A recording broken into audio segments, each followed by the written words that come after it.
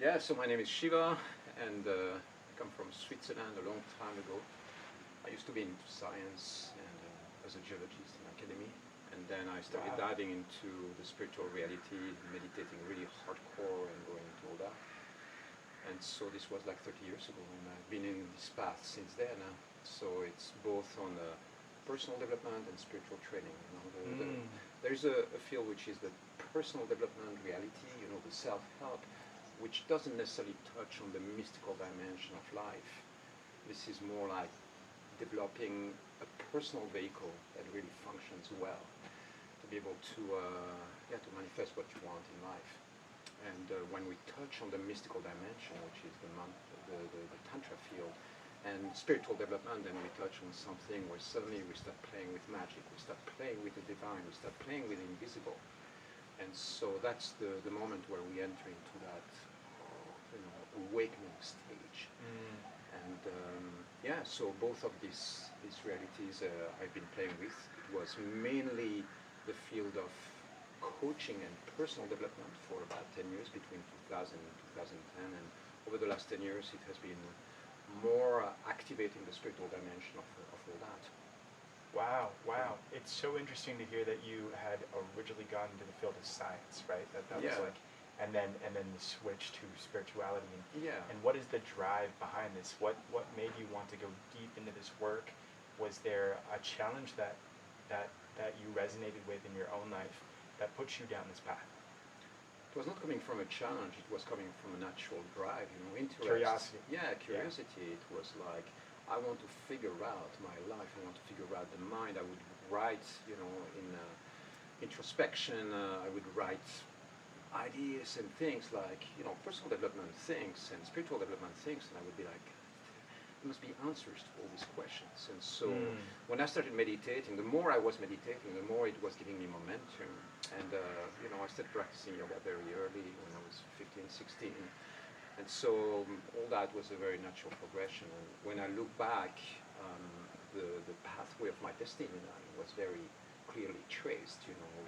I went to Tibet when I was 20 years old, and I ended up in the Middle East. There has been lots of different pieces of the puzzle coming together, and all of them, now when I look back, I go, everything was so precisely synchronized, the encounters, how all that came together. So I realized how much all of that is being orchestrated on an inner level. I feel like I'm being guided constantly to take certain steps and look at life from an angle where I go like, I just surrender, guide me, take me where I need to be. And so when the moment came to shift direction and go into the spiritual reality at full time. So this was 10 years of spiritual exploration. Before I launched my coaching practice. So it's you cannot stop yourself. It's like the spirit is guiding, and so you are really on a profound mission. And you just have to trust and go for it. So there is lots of confusion around that term, right? It's like, oh my God, we're going to classical Tantra and so on. I'm not going into details, but for me it's a very simple thing. It's a complete path of life mastery. Imagine that you can enter into a university of life that teaches you how to navigate your mind, emotions, energetics, how to make money, how to have incredible, beautiful sexual experiences, how to enter into mystical states and mystical realms. All of that, the complete path of life mastery. This is what Tantra is for me. And so it's not that different from the path of Kabbalah or the path of Tibetan Buddhism. You have different traditions that are all mystery schools. They are all like esoteric traditions that teach you how to be a complete, fulfilled, optimized human being. And so that involves a connection with spirit, of course, because those traditions are spiritual traditions. But basically for me, Tantra is a complete path of life mastery.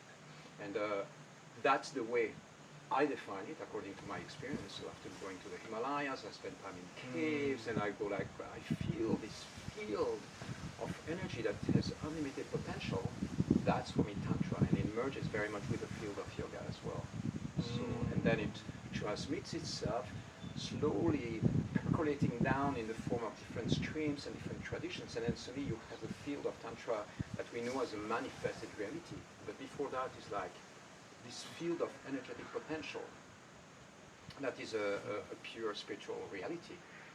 So yeah, something else I want to say about that is that the way I define it, you have 5 branches in the field of vital tantra that I'm designing is sex, body, mind. Before I was using the word money, now I'm shifting to action, and spirit. So 5 branches, super simplified, and then it branches out to all sorts of things. But basically, if you are optimized in life in all those 5 areas, optimized means in the range of 80 to 100% optimization. Your life doesn't need to be perfect, but if you are optimized in all those 5 areas, I go like, yeah, you reach a certain level of life mastery. So this is a beautiful question because it's something that we are facing in all aspects of life. And if you take that out of a romantic partnership, imagine that you and I were just 2 friends, right, 2 brothers. So like right now we are in conversation, right, verbal conversation.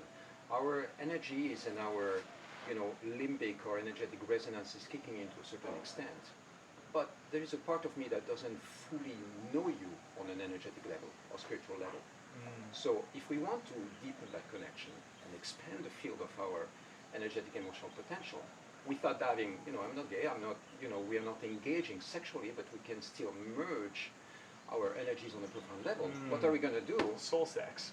Yeah, exactly, soul sex. And what are we going to do? We are first going to be in presence of each other and notice what's alive, what's present there. And instead of going like, hey, where'd you come from? What you're doing and so on, entering into this interview kind of conversation, I'm going to be like, just gaze into your eyes and really try and feel me. Yeah, exactly. Try to feel you and be present with what I'm experiencing. And then before we know it, then we start, then we start breathing together.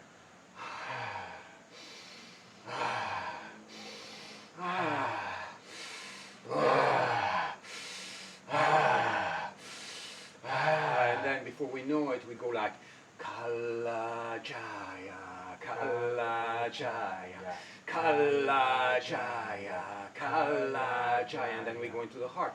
Kalaya Anahata Kalaya Jaya, Kalaya Anahata Kalaya Jaya. Then we start bringing weapons. Kalaya, Trishulaya, Kalaya, Vajara. Then suddenly we start designing this whole ritual that bonds us on a profound level. Within, right now, within just 1 minute, within 1 minute, we completely change our frequency. Totally. We do that, and imagine that now, instead of just doing that for a minute, we do that for an hour.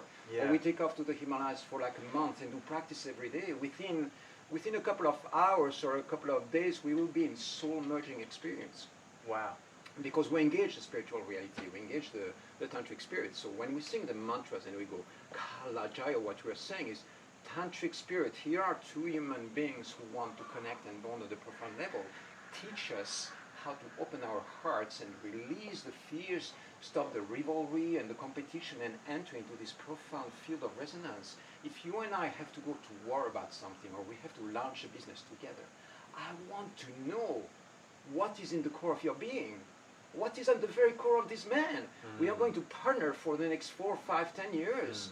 I want to know who you are. I want to know about your shadows, your darkness, the place of vulnerability, what are you sensitive about, all that stuff. And so what we do is like, we engage with the spirit, we welcome the opening of that through this angelic power that starts sponsoring our connection. And it's magical because suddenly we go like, wow, nothing is boring anymore. Nothing, it's like suddenly we have this potential that we are tapping into. So what I just described, between 2 brothers, you can do that with a romantic partner. You can do with a tribe. I was at Burning Man some years ago and I had a tribe of 30 men. Wow. And we were activating erotic fire together. Yeah. Nobody was naked. There was no genital touch. We were not even touching each other. We were like, ugh. So there are 2 core elements. When we live in this physical reality, in the world of the matrix, right? There are 4 fundamental dimensions. 3 dimensions of space and 1 dimension of time. So we can call that being in the 4 dimensions, in the 4th dimension. And then when we enter into 5th dimension, we enter into the world of energetics. So energetics means we are all interconnected. time doesn't really exist. It's like taking a sheet of paper and then suddenly stepping out of the sheet of paper. We step out of the matrix. This is like taking the red pill, right? Suddenly we go like, oh fuck, everything I thought was true is not actually true. Like actually, you are 99.9% emptiness. It's like, this is electromagnetic reaction between two polar opposites who are, not merging with each other.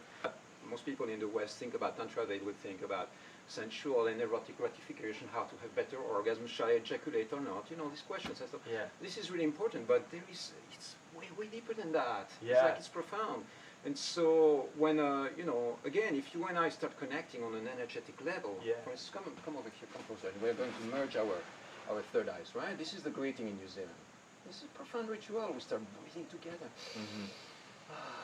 And then suddenly, before we know it, we are establishing a profound trust and brotherhood. And we just, it's a very simple ritual or a very simple practice that we're engaging. And so when we enter into the field of energetic, we enter into fifth dimension. When we go into the field of spiritual reality, which is accessing the source codes, this is entering into what we call the Buddhic realm. It's beyond the field of the egoic vehicle. Then we enter into sixth dimension. And source codes means you become literally the coder or the designer of your mind. This is the mantras that we have been doing. Like for instance, when we go like Kalaya Anahata, we are saying we are embodied aspects of the dark masculine connecting in the field of the heart vibration. It's like, it's very intentional. You go like, does that work? Yes, this is why I'm practicing this, because I know how incredibly powerful it is once you start connecting with source and saying, we need help, activate the foundation of that. Is like giving orders to our energetic field and activating vibrations and realities that we will not touch otherwise. So when you're a software designer, what you use code, right? Our software is like our mind. The physical reality is our hardware, right? And so who is designing the codes? It's like, oh yeah, it's just evolution. It's just happening. No, it's not just happening. It's like there is an intentional design to build thoughts. It's like, oh, it's the result of 5 billion years of evolution on this planet. You go like, I believe that we are being seeded. I believe we are being watched. I believe that you have gods and goddesses, angelic powers watching over us, elemental forces, alien beings, like there is a whole lot of stuff happening in the invisible that we are not aware of. And so the path of Tantra gives you a pathway to start activating that and connecting with that. It's not the only path. It's a spiritual practice. Yeah, it's a spiritual religion. practice. Well, I mean, I don't use much the word religion because for me it goes beyond religion precisely, because the religion is, I feel, is a human-made, system. And what I feel, this is, I don't know. I don't know what it is. It's a spiritual system. Yeah. And the good news is that within the field of Tantra, I define it in a certain way, but you might tap into it and create a completely different system. It's like based on my own individual. Yeah, it's like the field of Tantra. When somebody comes and says Tantra is this and gives me like a narrow pathway and give me a narrow definition, I go like, I don't know. It's not my experience. You say, well, and then you start arguing with each other. This is Tantra. This is not Tantra. You say, oh, really? Have you experienced the full dimension of what Tantra is? It's like it's beyond anything that a single human being can comprehend. Nobody will ever be like. Imagine that you meet God and you go like, oh, God is a guy with some beard and who understands the universe and understands everything. You say, but that's such a narrow definition. It's like it's much more. So, in my experience, this is why we get a little bit trapped in there. It's like, imagine that Tantra can incorporate everything that you know in life, that there is no limit. And then we start creating some pathways. For instance, if you go through rice fields, you are on a path, right? But look at the space. It's like you could go walk everywhere. Here are a couple of frames on how to look at it. The field of sexual energy, imagine that it's a field that is surrounding the planet. It's like an energy reality. Sex, like plants are having sex with each other. There is like the field of reproduction, and sexual energy is there all the time. Animals are having sex all the time. And when it comes to humankind, we are simply tapping into that field of energy. Right? Okay, so then when you start channeling sexual energy into your field, the sexual energy can get corrupted in different ways. So what we have in today's reality is that there is what we can call sexual conditioning. And within that sexual conditioning, you have things that are beautiful, like I had incredible sexual experiences with lovers before I went tantric, right? It's like sensuality and romantic energy. I remember the first girl I kissed, I was completely taken into a different reality. It was incredible. And so, the same with the love making as a teenager. It was just beautiful. It was amazing. So, but then there are certain things that you can call the shadows of the sexual energy, which is exactly what you're describing. Abuse, rape, being too forceful or things like that. Lack of sovereignty when it comes to choices, lack of respect of boundaries, not knowing how to say yes, not knowing how to say no, and then having just tons of people on this planet who feel sexually deprived. I personally, I'm going to rephrase a little bit what you said earlier, is like I don't feel like the world is over-sexualized. I think that it's just sexualized in a way that is really, there is a lot of darkness and not darkness, but a lot of shadow. And so what this means is that as a human race, how optimized are we in the way we channel sexual energy on this planet? We score maybe a 20%. It's like there is a lot of sexual deprivation. It means that tons of people would like to have more sex.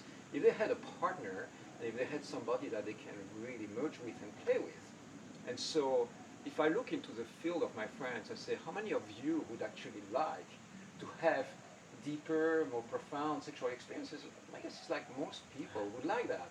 And I say, what are the fears around sex? And you say, well, there's lots of fears. There's lots of shadows there. And so what we're trying to do with the tantric field, and this is why I feel that the tantric spirit incarnated itself in the Western world in a form that is very sexual. Why is it so sexualized in the West? It's because people are in pain. And so imagine that you have a spirit watching over the evolution of humankind and say, they are suffering. Give them tools.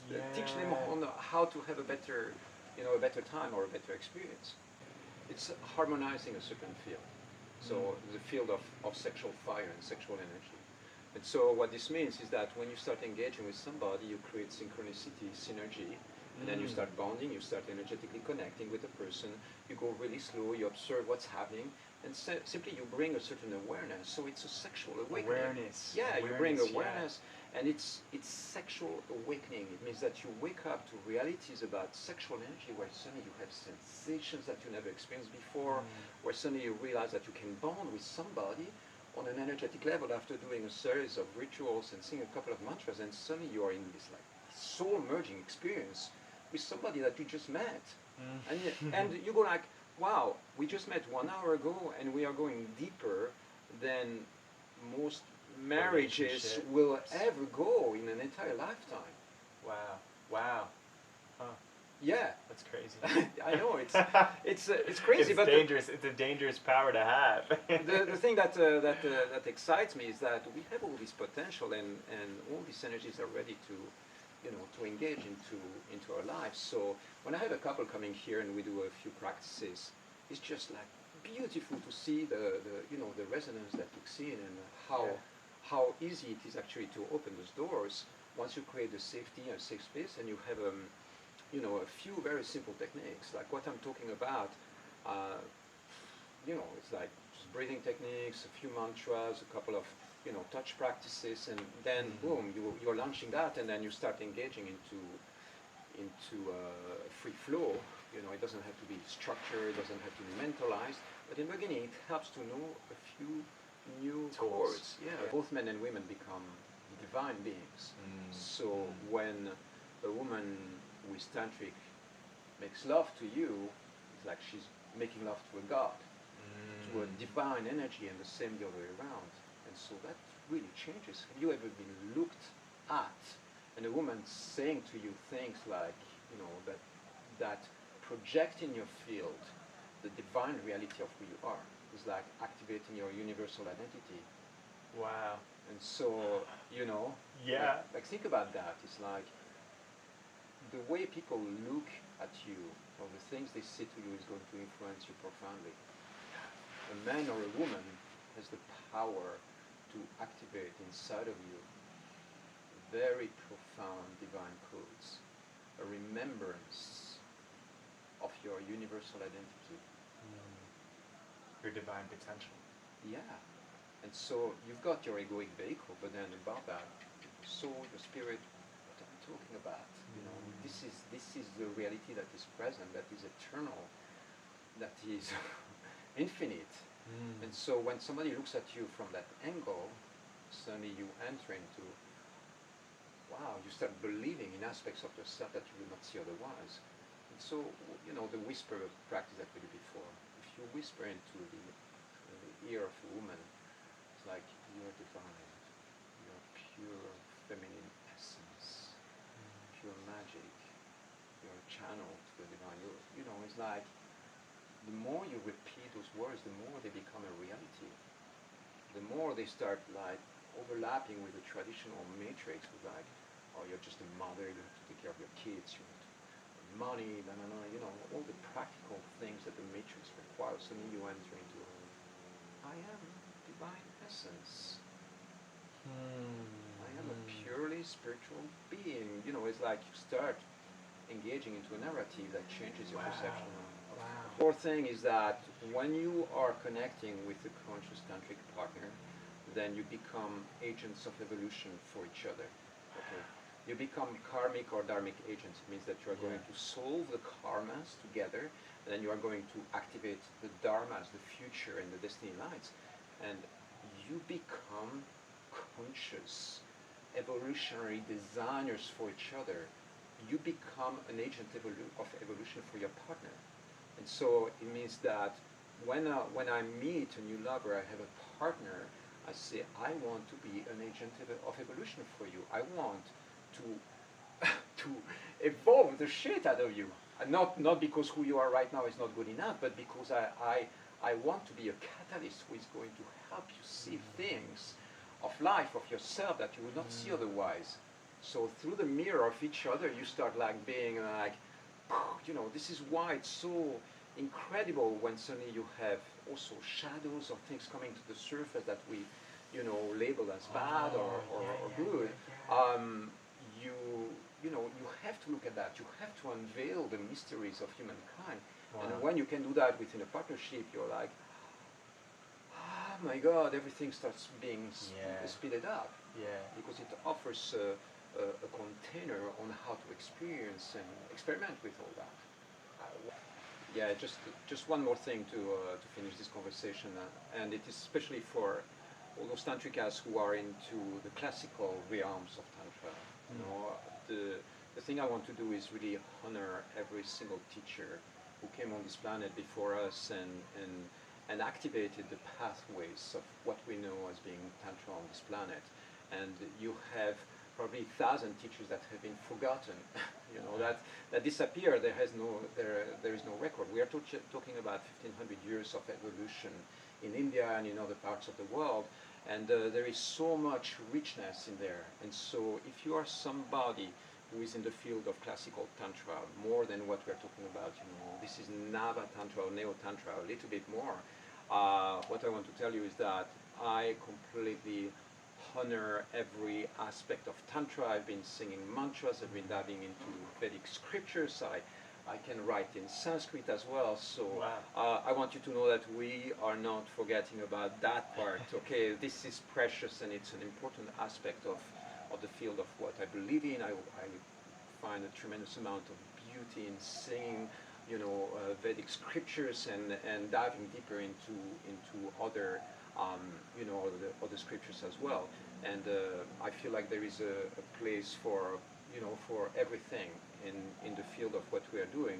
I want to celebrate all the teachers that are around on this planet. Whatever you are teaching and whatever you are bringing to this world, I want to honor you and thank you for being on this path, because yeah, it's a very, very important work. And if you have any, yeah, anything you want to share about that, about practices or anything, I'm right here. I would love to hear about you. I want to reach out. I want to connect. I want to engage with the multidimensional experience of what Tantra is. You know, right now it's embodied in this temple.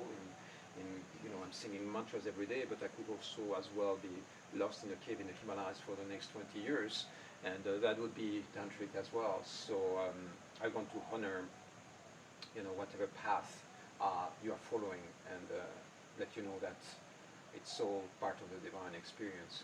I'm really excited. That's beautiful. We love you. We love you. Give me your hand like that. When we finish a ritual, this was a ritualistic experience. We throw our hands to the sky. We say Jaya 5 times. Jaya! Jaya! Jaya! Jaya! Jaya! Love you, man. Love you, brother. Appreciate it, man. Thanks for being on the show.